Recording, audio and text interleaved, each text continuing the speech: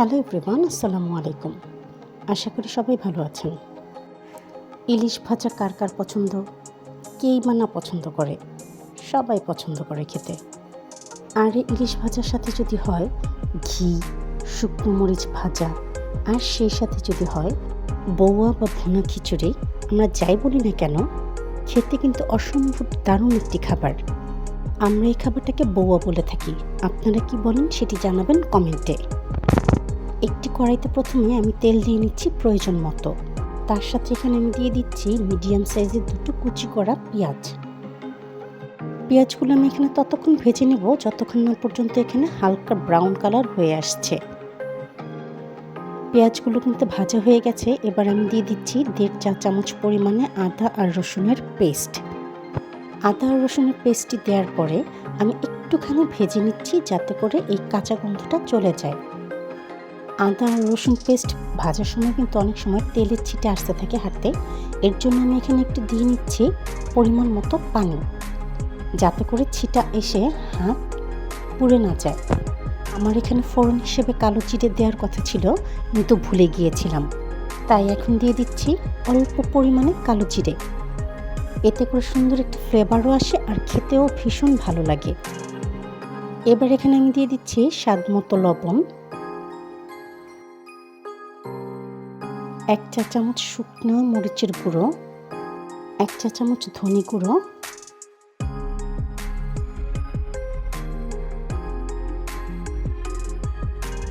Half চা চামচ হলুদের গুঁড়ো আর 1/4 চা চামচ জিরের গুঁড়ো।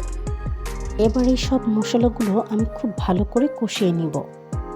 Please to subscribe my channel and press the bell icon, তাহলে নোটিফিকেশনটি সবার আগে আপনার কাছে যাবে আর এই ভিডিওটি সবার আগে আপনি দেখতে পাবেন। মশলাগুলো কিন্তু খুবই ভালো করে কষানো হয়ে গেছে, তেল অলরেডি সারফেস আউট হয়ে গেছে। এবারে এর মধ্যে আমি দিয়ে দিচ্ছি অর্ধেকটা গাজর কুচি করে রাখা। এই গাজর কুচিগুলো 2 থেকে 3 মিনিট একটু ভেজে নিলেই হয়ে যাবে মশলার সঙ্গে।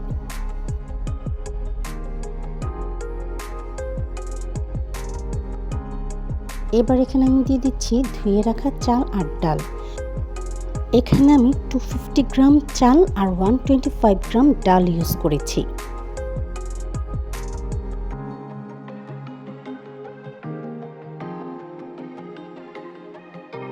এবার এই চাল আর ডালগুলোকে আমি খুব ভালো করে ভেজে নিব মশলার সাথে।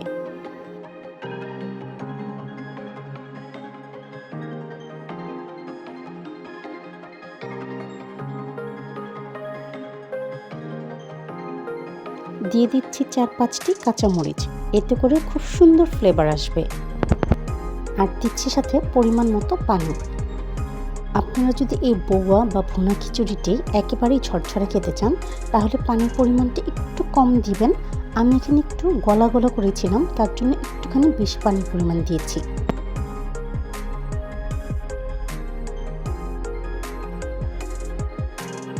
Please to subscribe my channel and press the bell icon.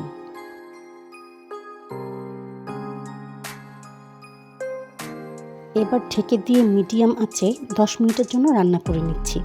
10 minute পরে এমন অবস্থায় এসে দাঁড়িয়ে গেছে। এবার আমি এর মধ্যে দিয়ে দিচ্ছি আমার পছন্দ অনুযায়ী মটরশুঁটি। মটরশুঁটি কার কার পছন্দ আমাকে একটু জানিয়ে তো কমেন্ট বক্সে। আমার তো ভীষণ পছন্দ। মটরশুঁটিগুলো খুব ভালো করে মিক্স করা হয়ে গেছে। এবার আমি ঢেকে দিচ্ছি।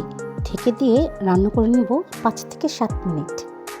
আমার বউয়া বা ভুনা খিচুড়ি অলমোস্ট কিন্তু ডান। Please to subscribe, like, comment and share more and more, and please hit the bell icon.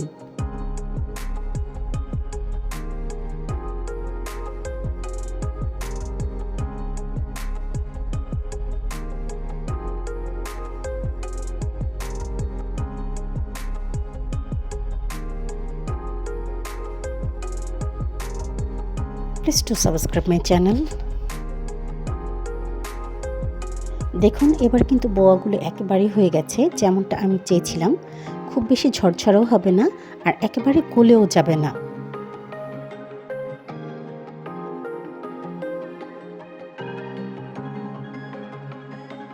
এবার একটি প্যানে আমি তেল দিয়ে নিচ্ছি বেশ ভালো পরিমাণে। কারণ এখানে আমি মেরিনেট করে রাখা ইলিশ মাছগুলোকে ভাজবো।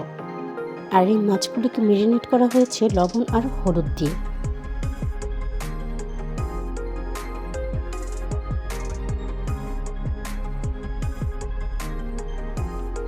একটা সাইড যখন ভাজা হয়ে গেছে, খুব জেন্টলি এগুলোকে আমি ফ্লিপ করে দিচ্ছি যাতে মাছগুলো ভেঙে না যায়।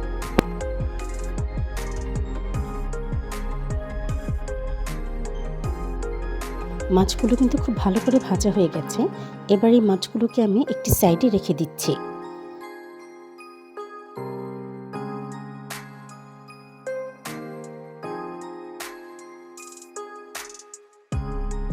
এবার এর মধ্যে আমি দিয়ে দিচ্ছি 8 থেকে 10টি শুকনো মরিচ। এই শুকনো মরিচগুলো ভাজতে একেবারেই সময় লাগবে না, খুব বেশি হলে 1 মিনিটের মতো সময় লাগবে। এবার এই মরিচগুলো আমি উঠিয়ে নিয়ে নিচ্ছি মাছগুলোর সাথে।